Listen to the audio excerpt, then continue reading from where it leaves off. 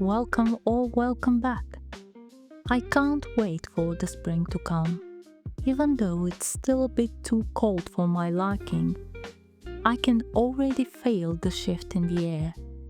I'm patiently waiting for the warmth, the blooming flowers, and the sunshine.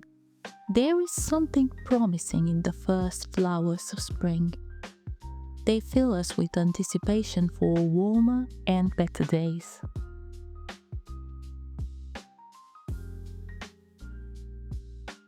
While I'm here, I never miss to visit the farm shop.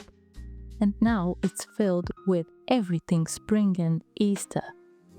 I just couldn't resist to grab some daffodils to decorate at home.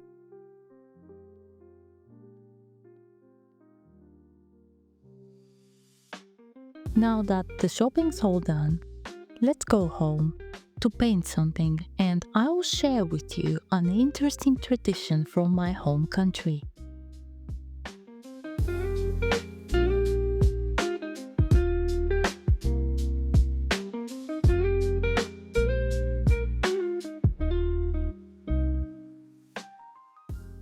I decided to overcome my fear and start painting flowers again. And the daffodils are the perfect choice for this time of the year. They hurry up to show over the ground and bring back the colors in the world after the long winter.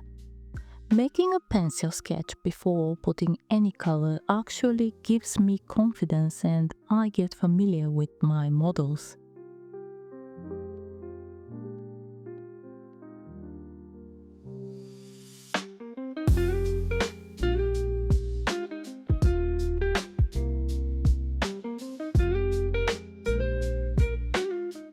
I'm starting with these bright yellow tones, which are such a cheerful reminder that spring is just around the corner. Even though the weather outside is still a bit dreary, I find that painting these little bursts of yellow helps bring a bit of spring indoors. Winter can be really exhausting. It's funny how it changes our mood. For me, it's like winter intensifies some problems and unwanted thoughts, and I feel overwhelmed sometimes. But a few flowers and some sunshine drastically change everything. Now I'm going with the slightly darker tones and adding some depth to the petals. Watercolor is all about layering, and I like to build up the color slowly. You can see how some areas are darker than others, and that's because the light in the daffodil petals isn't uniform. I'm thinking about how light and shadow play on the folds of the flower.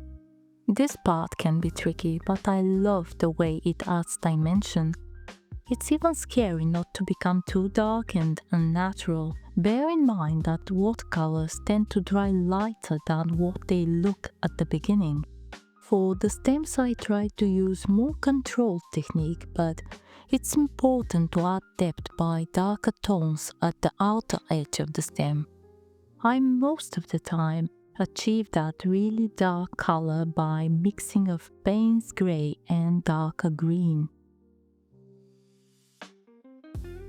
If you're just like me, tired of winter and overthinking everything, consider painting daffodils in your sketchbook. It's not only a good practice, it will boost your mood. The color yellow is often associated with happiness, optimism, and energy. And that's what we need right now, I think.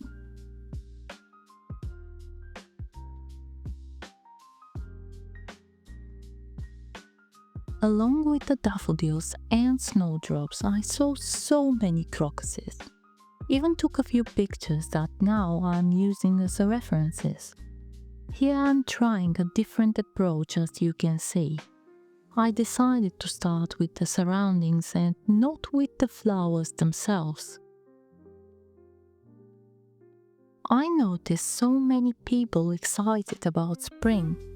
There are so many traditions connected to spring too, and if you stay with me, I'll share with you an interesting tradition from my home country connected to spring.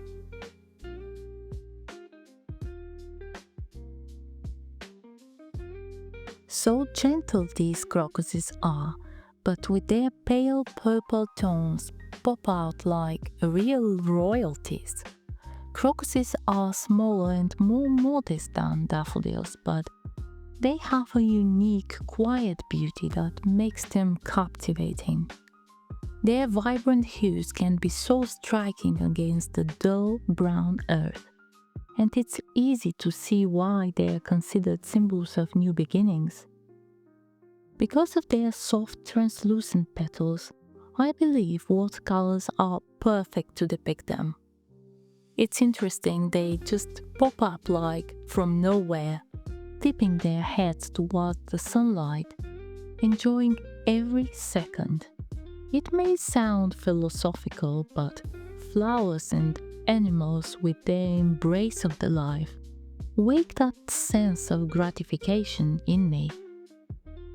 I'm sure there are a lot of funny and interesting traditions around the world for welcoming spring, and I'd like to tell you about one from Bulgaria, my home country. On the first day of March, every year, we give our family and friends these special bracelets or brooches we call Martenichki. They are made from red and white yarn and generally symbolize good health. And we call this day the Day of Baba Marta.